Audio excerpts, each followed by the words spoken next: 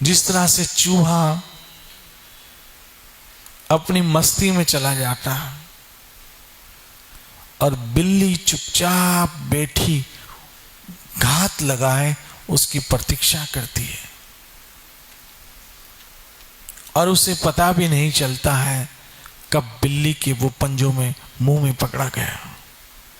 मेरी माताओं बहनों मित्रों, हम अपने जीवन की मस्ती में जिए जा रहे हैं।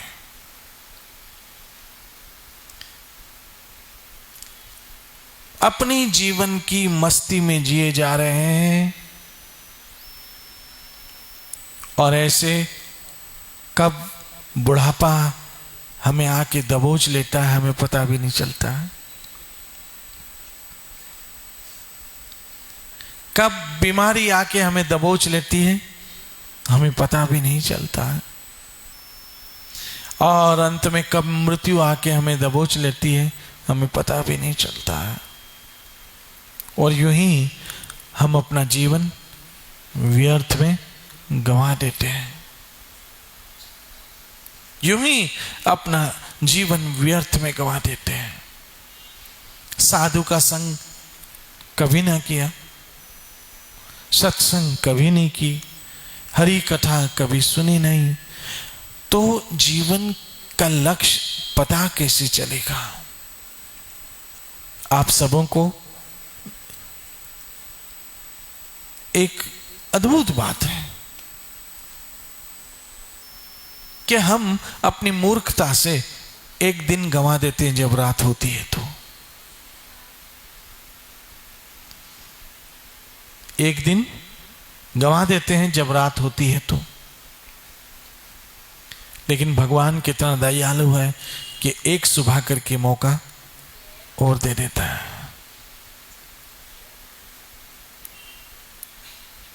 एक दिन और मिला इसलिए कि हम शायद कृष्ण की ओर चल पड़े, और जो चल पड़ते हैं उन्होंने उस मौके से फायदा लिया, और जो दूसरा दिन भी गंवाते हैं, तीसरा दिन भी गंवाते हैं, और यूं पूरी उम्र गंवा दी, उसके जैसा नुकसान में अंत में कोई नहीं रहेगा। जैसे राजा स्वर्ण सेन को नवद्वीप में सत्संग का अवसर मिला, ऐसे आपको भी मिला है, और वही गौर कथा आपको भी सुनाई जा रही है, और वही हरि कथा आपको भी सुनाई जा रही है, और वही हरि नाम आपको भी सुनाया जाता है, हरे कृष्ण हरे कृष्ण।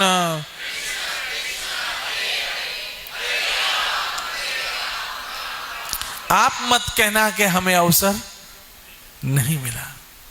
एक बात आपको बताऊं कि ऐसी कभी कभी चर्चा चलती है हमारे लोगों के बीच, तो वो पछताते हैं। क्या करते हैं जी? पछताते हैं। किस बात के लिए वो समझाओ।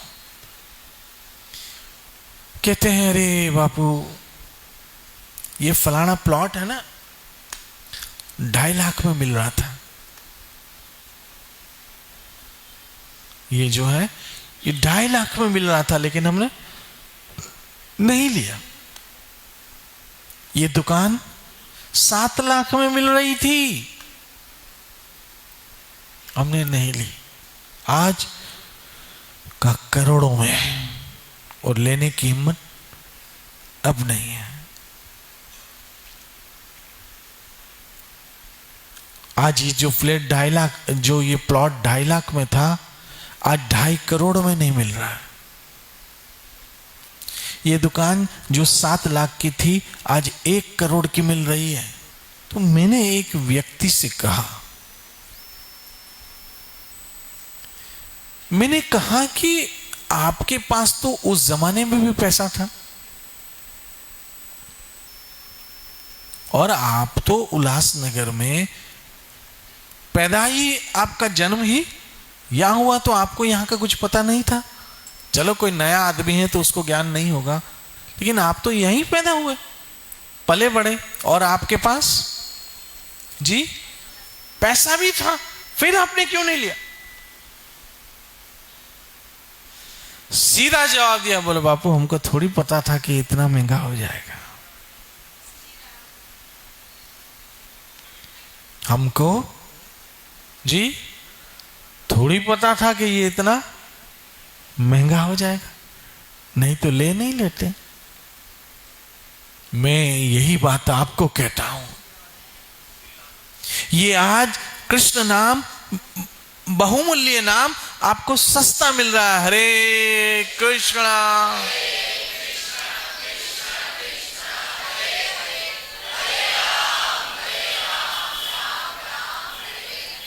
सस्ता है।